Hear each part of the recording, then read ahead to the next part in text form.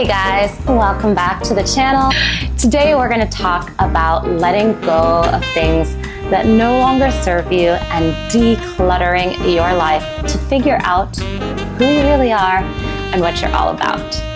This is a topic that is really special to me because I have been living it out in real time for the last, I'd say, 8 months or so.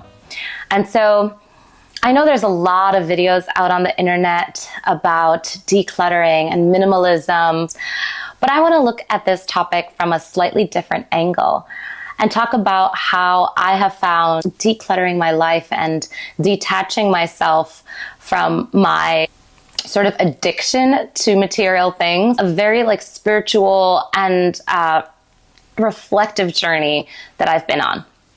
So here's how my decluttering journey of the last year began. About a year ago, I started thinking, I feel like I am meant to move on to the next job.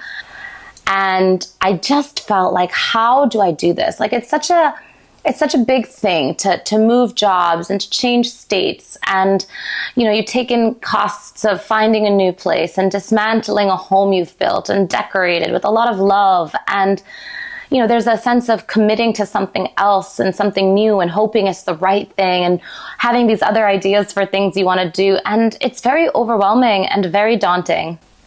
And if, like I mentioned, I still practice law. So there's a lot to do with, what space do I want to practice in next? And do I want to continue a certain skill set I'm building? Do I want to learn a new substantive area? Do I need a new license? I mean, it's just a whole barrage of questions. The way I felt I could have some control in this process was by decluttering. I just felt that no matter where I'm meant to be, I'm going to have to pack things and I'm going to have to part from things. So why don't I just start that part of the process now while the other parts play out? And I also knew that I probably would be downsizing and going to a smaller space. And I've been living in this very lovely home in the suburbs and had a lot of stuff. But on top of having a lot of stuff, because I had a bigger space, I also wanted to have less stuff, because the way I started thinking about it was I am paying for all the physical space that I am taking up, and that is money that I'm earning by giving my energy to a job, and then I'm paying for this space and I'm not even using it. It feels great to have the open areas, the different rooms to sit in. After the pandemic, I really didn't want to feel claustrophobic, and I liked the greenery and the windows, but I just started gravitating towards other things in the last year, and I was traveling a lot more, and I was trying new hobbies, and I was making new friends, and I was connecting with old friends and spending more time with family, and I just felt that there were certain skills I really wanted to learn, certain hobbies I wanted to cultivate, and certain people I wanted to make more time for in my life. And so I was like, I want to make space for these other things. So I have to free up space that is currently blocking up my life. And I felt like this bigger home with a guest bedroom and a home office and all sorts of inanimate decorative objects was kind of holding me back. And so I kind of knew that I need to get rid of things that'll make me feel less encumbered and less stuck. And when the right opportunity will come, and it might take a year, I will just be free and ready to say yes, and I can just act on it, and I can just listen to those impulses in my heart. And also, I felt like if I have less stuff that I'm paying for, less things to manage, less space to manage, if I can kind of cash out on that space, then I can use that little pool of money as a bit of a hobby fund and actually put that towards the things I'm trying to learn, whether it's music, art, editing, whatever it is. So here's how my decluttering journey began. It really did start with me feeling like this is how I'm going to get a new job. I'm going to get a new job by having less stuff. And to me, it just made sense. And I couldn't even have too many plans on the weekend because I wanted this time for decluttering. So I started by going through different rooms of my house. Sometimes it would be based on room. Sometimes it was based on a genre of item. Sometimes it was based on a drawer. It could be as big or small as I felt I could tackle that day. But I would pick some sort of confined category, and I would say which things really did I not use at all. And even if they were things I had spent a lot of money on, if they were things that I just wasn't reaching for and wasn't using very much, I was, even if they were lovely things, I was like, okay, I'm going to start by getting rid of the things that are not in a heavy rotation, that I don't think I'll even feel them if I let go of them. And I'm going to start listing them on apps and on Facebook Marketplace. And I started taking pictures of things that I didn't think I would feel a loss of in my life. And a couple of things started happening when I did this. First of all, I honestly felt like I started getting to know the people in my location more than I had known just by living there. Because all of a sudden, when you're actually passing things on human to human, not in a store, not online, but human to human, something that I had bought with a particular idea in mind, and now I'm giving it to another human being that has a particular idea in mind. There's something actually very organic and charming and special about that, like passing on of things. And you're giving things another life, and they're getting another chance to be better used and better loved, but you're also kind of giving a little bit more heart. It's like cooking for someone. You put your heart into the food, and then someone else eats it. It's like I had put my heart into these things I had curated, didn't turn out to need them as much, but now I'm letting them go to someone else who's trying to do a second shot of curating those objects. And so there's actually so many beautiful exchanges that I started having, and I would look forward to them. If I was coordinating, some after work, like Facebook market sales, I would have a little exchange for a few days, and then you meet this person and they're so excited, and you get to share that little bit of energy with them, and you're excited to let go and they're excited to get it. And I would have these really nice conversations, and I really felt like I got to know even more of the awesome people in Michigan. And even though I go to gyms and I go to different venues, those are such self-selected places. And so you meet a very self-selected group of fitness enthusiasts between ages of 20 and 40, or, you go to a coffee shop, you're going to meet people who like coffee or books or whatever. And this really started giving me like a mix of people from different neighborhoods, different income levels, different backgrounds. And I just felt like I really got to know the community just by having a little decluttering movement from my home. The second thing that started happening is I really felt like I had a little pool of cash that I could now use to play with. And I was like, oh, this is like my play fund, because it's already sunk money. It's money I had already spent on things that I didn't really need. And now I can use these things to put energy and investment towards things I really want to learn.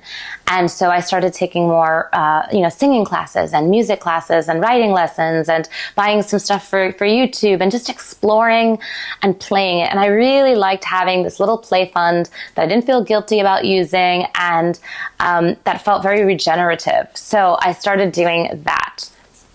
And then the other things that started happening is I started noticing like which things I actually felt like an attachment to and missed, and which things I realized were completely futile purchases from the beginning.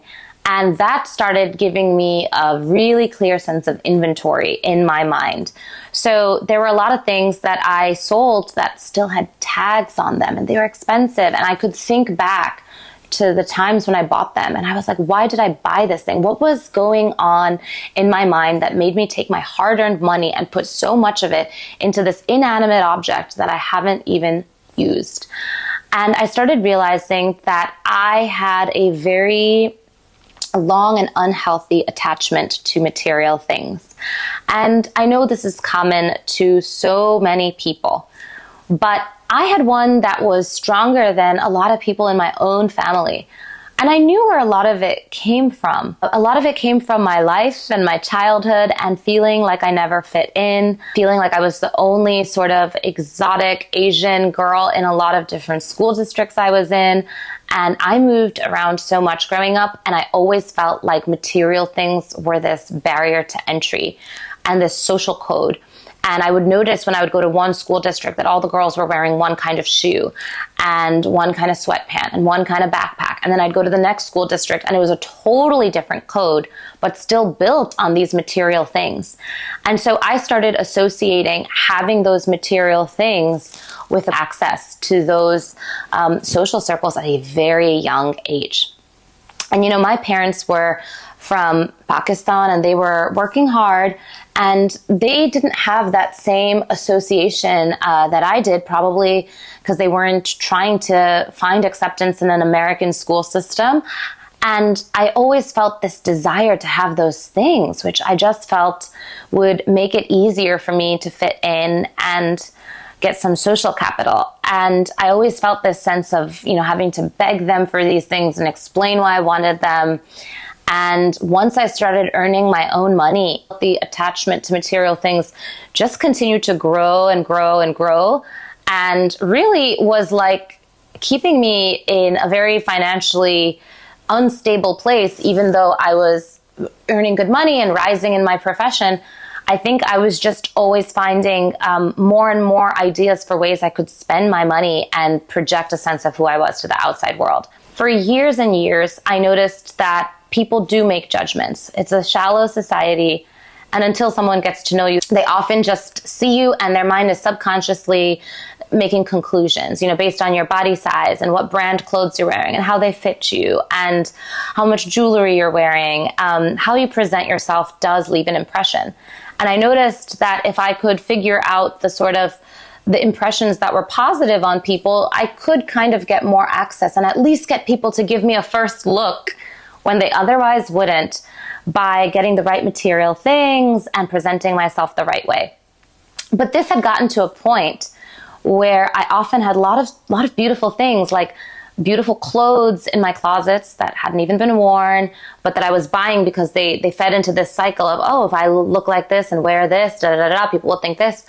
And I had this home full of stuff, but I never felt this like deeper happiness of like, I'm doing what I was put on the planet to do, and I'm learning things that I'm like excited to learn, and I'm laughing often, and I'm like loving fiercely.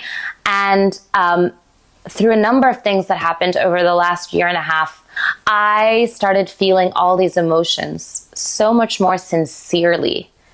And when I started feeling those emotions, I was like, oh, like, this is who I am. Like, the stuff that will make me naturally laugh is the stuff that I find funny. That goes to like a core tenet of who I am. And the people whose energy I get energized from and feel excitement and vibration and positivity from, those are the people that ignite me and who I should be friends with and who I should surround myself with and want to emulate. Like, that says something about my spirit that is like innate, like by design. And the places I go that make me feel at peace and inspired and give me ideas for poetry and music and songs and where I listen to voice memos and I'm laughing and I look at photos and I'm smiling, those are places that are meant for me. These are things that go to my human design, and I should be learning about myself. And instead, I have all these things that I've collected in an effort to try to show the world that I am X, Y, or Z.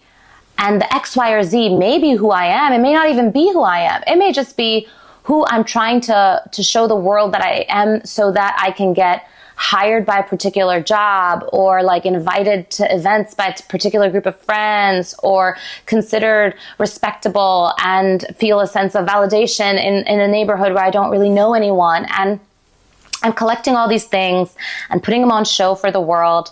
And they really don't say anything about like who I am at my core.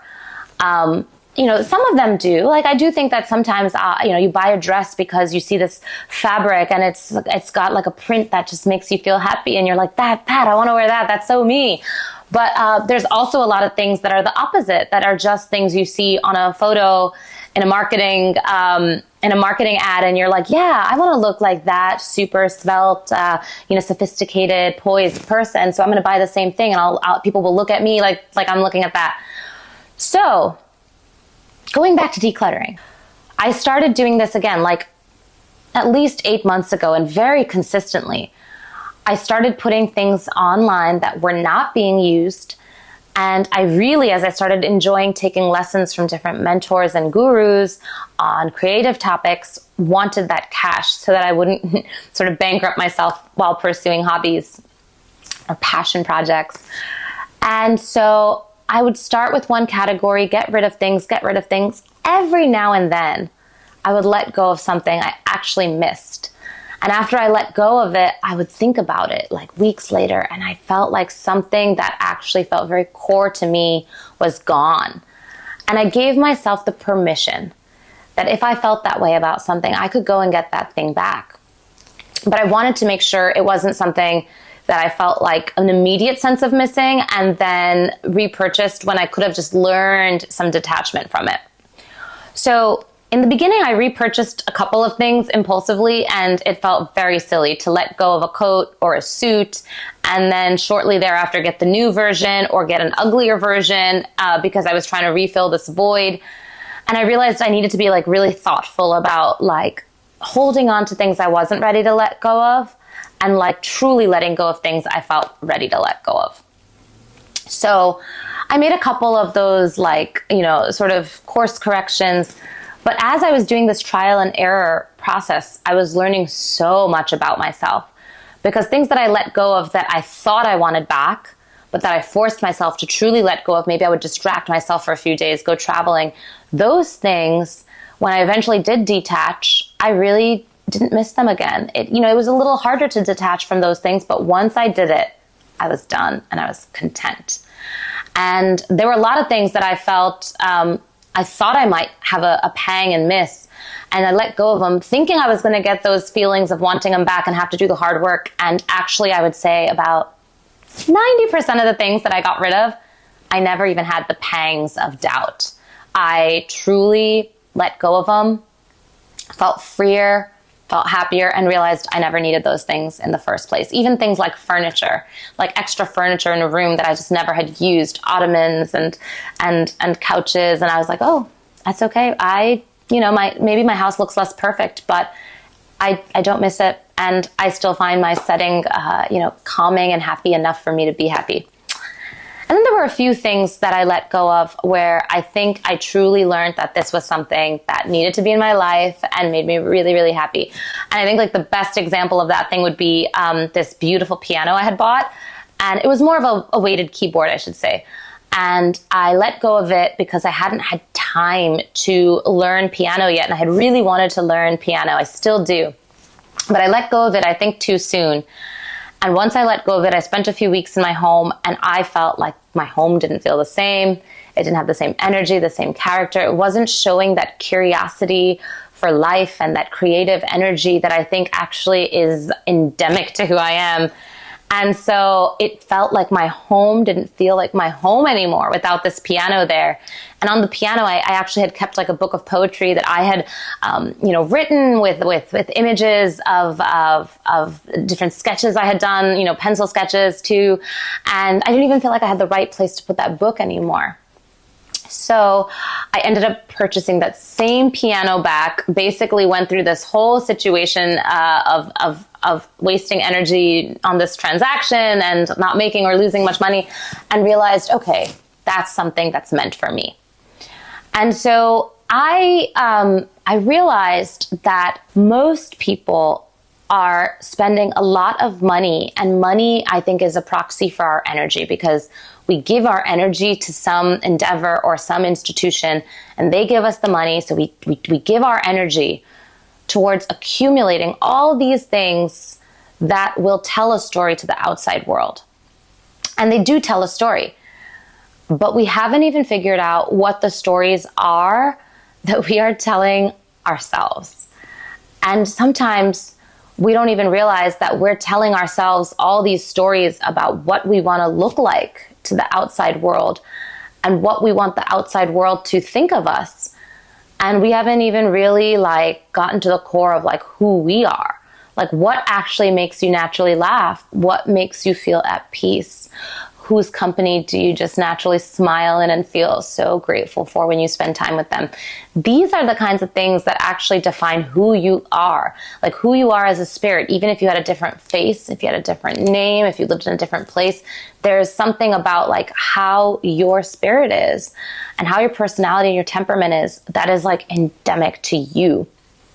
And we tell ourselves all sorts of stories about how we want to be perceived by ourselves, how we want to be perceived by the outside world, and then we collect all these objects that help us kind of like complete these narratives.